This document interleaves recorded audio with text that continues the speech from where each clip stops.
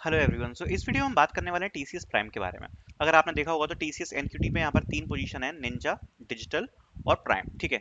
अब ज़्यादातर लोगों को निंजा डिजिटल के बारे में तो पहले भी पता है, क्योंकि पहले भी आ चुका है। अब जो प्राइम है ये एक नई पोजीशन है और ज़्यादातर लोगों को इसको लेकर चर्चा है कि मतलब ये टीसीएस प्राइम है क्या बेसिकली, और ये इसको क्यों स्पेशल रखा गया है। सो इस वीडियो में टीसीएस प्राइम के बारे में ही बात करेंगे। तो देखो, टीसीएस प्राइम का अगर मैं बात करूँ तो what is TCS prime. So TCS prime तो यहाँ पर एक तो जो सबसे बड़ा डिफरेंस है वो ये है कि CTC for prime under graduate offer is 9 LPA and CTC for prime PG offer is 11.5 LPA. तो सबसे पहले जो निंजा और डिजिटल होता है उससे ऊपर की सैलरी है। अब देखो, ऊपर की सैलरी है तो कुछ अलग भी होगा, इतनी आसानी से तो मिलेगा नहीं, क्योंकि वरना तो हर कोई नहीं ले लेगा। तो इसमें जो डिफरेंट चीजें होंगी उसके बारे में भी हम बात करेंगे। जो इसका जो पे पैकेज होता है वो होता है 9 लाख रुपए, जो कि टीसीएस का हाईएस्ट पैकेज है जो टीसीएस प्राइम में ऑफर करती है फॉर फ्रेशर्स। ठीक है। तो ये एक हाईएस्ट पैकेज है फ्रॉम टीसीएस, लेकिन ये उसी टेस्ट से होता है जिससे निंजा और डिजिटल में भी सिलेक्शन होता है। तो निंजा और डिजिटल का सिलेक्शन होता है यहाँ पर टीसीएस एनक्यूटी से, और प्राइम का भी सिलेक्शन होता है यहाँ पर टीसीएस एनक्यूटी से। सो क्या डिफरेंस आता है तो उसके बारे में बात करेंगे। और जो टीसीएस मेंशन करती है वो ये करती है कि कॉम्प्लेक्स प्रोजेक्ट पे वर्क करने को मिलेगा, exploration of emerging tech of industry applications पे वर्क करने को मिलेगा, integrated system design using tech automation robust security practices पे काम करने को मिलेगा अगर आप as a TCS prime join करते हो यहाँ पर टीसीएस पे। ठीक है। बट अब हम इसका थोड़ा सा अंदर का डिफरेंस समझते हैं। सबसे पहले बात करेंगे how to get selected in TCS prime, क्योंकि टीसीएस एनक्यूटी के थ्रू ही यहाँ पर डिजिटल भी मिल रहा है और प्राइम भी मिल रहा है। लेकिन टीसीएस प्राइम में जाने के लिए यहाँ पर क्या करना पड़ेगा कि आपको टॉप 1 to 3% में आना पड़ेगा।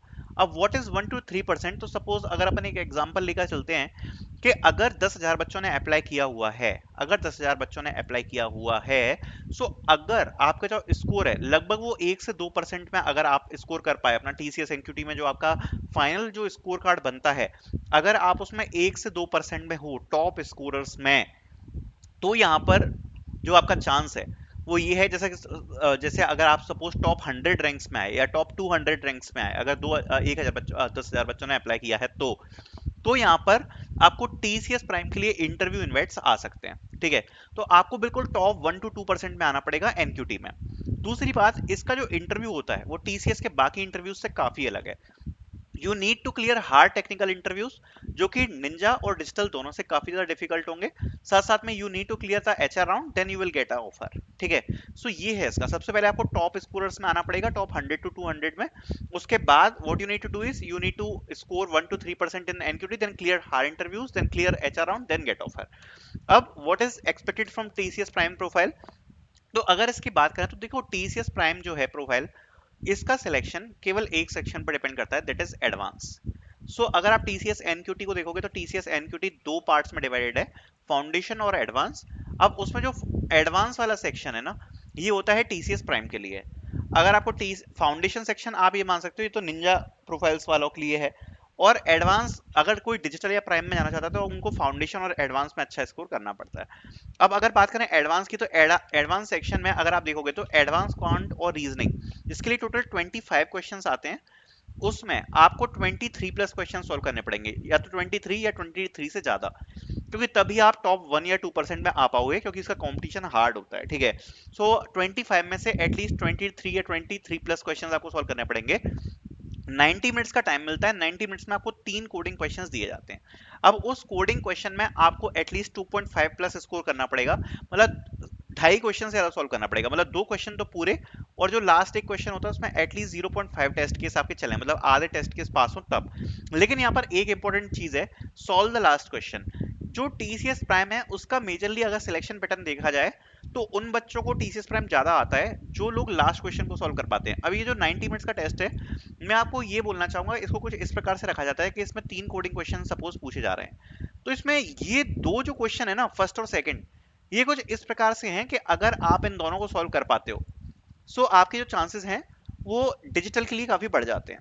लेकिन आप ये मान के चल सकते हो, जो लास्ट क्वेश्चन है ना, थर्ड क्वेश्चन, ये उस हिसाब से सेट किया जाता है कि इस क्वेश्चन को वही लोग अटेम्प्ट कर पाए या वही लोग अच्छा स्कोर कर पाए थर्ड क्वेश्चन में जिन लोगों की कोडिंग काफी ज्यादा मजबूत है। और जो लोग थर्ड क्वेश्चन में मतलब 1 2 को भी क्लियर कर लेते हैं और थर्ड क्वेश्चन में भी काफी अच्छा स्कोर कर पाते हैं, उनको यहाँ पर ज्यादातर प्राइम के लिए कंसीडर किया जाता है। तो ये यहाँ पर एक डिफरेंस आ जाता है।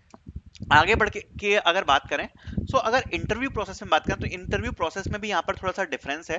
सो इस वाले इंटरव्यू में आपसे डेटा स्ट्रक्चर्स एंड एल्गोरिथम्स के क्वेश्चंस भी पूछे जाते हैं टीसीएस में, जिसमें आपके लीड कोड के मीडियम लेवल के क्वेश्चंस आप एक्सपेक्ट कर सकते हो। साथ साथ में यहाँ पर आपको new tech stack like ML, AI, cloud या ब्लॉकचेन से रिलेटेड भी क्वेश्चंस पूछे जा सकते हैं, क्योंकि अगर आप इसको ज्वाइन करोगे तो आपको कॉम्प्लेक्स के अंदर काम करना पड़ेगा, प्रोजेक्ट्स के अंदर। सो इन सब के बारे में भी आपसे पूछा जा सकता है, which is advance tech.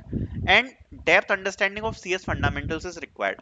CS fundamentals मतलब डीबीएमएस, ओएस, सीएन, ये जो तीन कॉमन सब्जेक्ट है ना, और इसके साथ आपका प्रोग्रामिंग में ऊप्स मान लो आप, ये तीन चार जो सब्जेक्ट हैं, इन तीन चार सब्जेक्ट की काफी अच्छी कमांड होनी चाहिए आपको।